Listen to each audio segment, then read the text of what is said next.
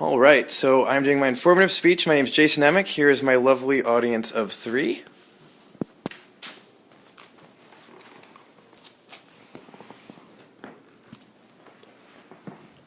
All right. Again, my name is Jason Emick, and today I'm going to be doing my informative speech about snowboarding and everything that really has to entail, ultimately. So, snowboarding is one of the most extreme sports in the world. There is a lot of things involved in this. Basically, I mean, you're very high speeds. That is definitely a thing.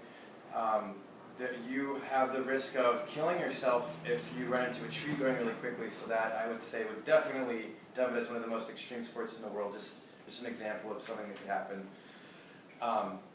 Today I'll be brushing on everything that the snowboarding has to entail, including basically the history of snowboarding and how the snowboard came to be.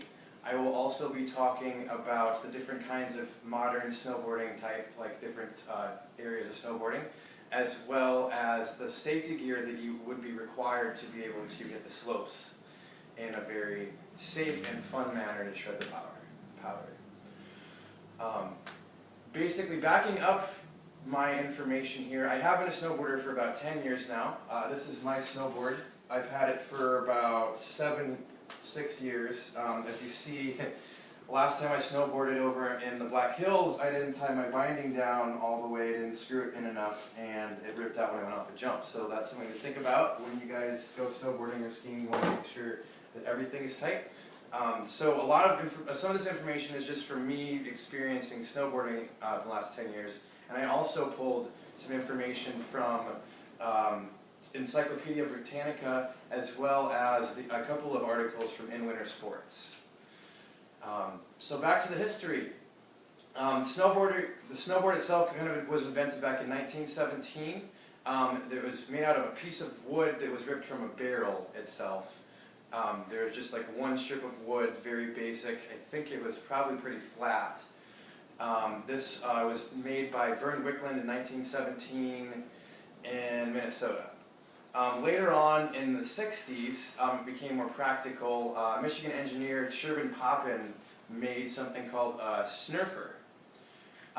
So a snurfer, the term itself is derived from both snow and surfing, because the dynamic of snowboarding back then, they kind of figured it was a lot like surfing, where you ride front to back, like side to side, basically kind of motion as you would snowboarding. So that was back in the 60s. It was just two skis that were screwed together, and there was a harness at the front to help keep your balance, which actually was very ineffective. Later on, in 1977, Jake Burton actually made a more practical board, like building onto the idea of the snurfer. He made a single plied wood that was a little bit curved at the front and the back, the nose and the tail. It also had binding so that you were strapped to it. It was a lot easier to control and turn and such with that. So when Burton did this, he started capitalizing on this in the 80s. Burton eventually became one of the biggest snowboarding manufacturers in the world. He is today still as well. I would say, from experience, there's probably 50% of the snowboards out there are Burton. There's a lot of other brands too, but that is pretty accurate.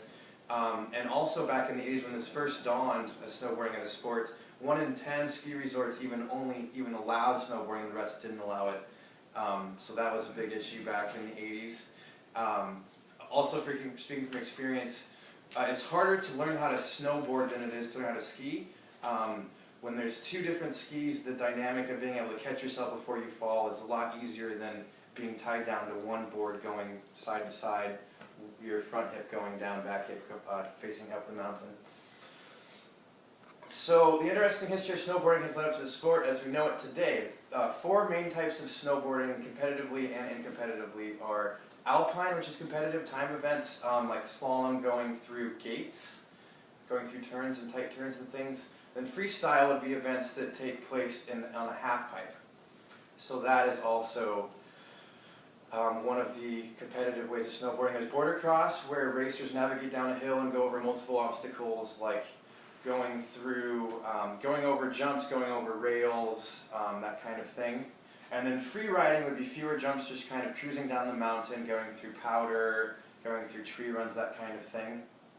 In free riding, you typically want a longer board, and then the side cuts, which are actually these things. If you look close enough, or look at it like a diagram online, you'll see that it's like a circle, like an outside of a circle almost, cutting along there. And you want the side cuts more on the back of the board for a free riding board, so that the nose would be longer. Also for a freestyling board where you would be competing, you'd want it more in the middle so that the nose and the tail are both equidistant. So that is that. And then there are many different ways to snowboard as we know it today, but to do so you want to be safe, for sure. I don't have my helmet on me right now, but that has prevented so many deaths. I would have had a concussion if I didn't have a snowboard, because I like going through the tree runs, and if you hit a tree going 20 miles an hour with your head, that's going to be probably near fatal or something, for sure. Also, you want a ski jacket, something with down I would suggest, and then also an underneath layer, you want something that's not cotton. Cotton will take away the heat from your body, so that is a big no-no. You want something like polyester, something against your skin. Like if cotton gets wet, it will take heat away from the body. You want snowboarding boots. They're more flexible than skiing boots, so that is a big deal. You do not want, you just want solid ski boots for sure. And then gloves, of course. You want goggles, otherwise you're going to get snow in your eyeballs all the time, all day when you're snowboarding, and that's going to inhibit proper snowboarding.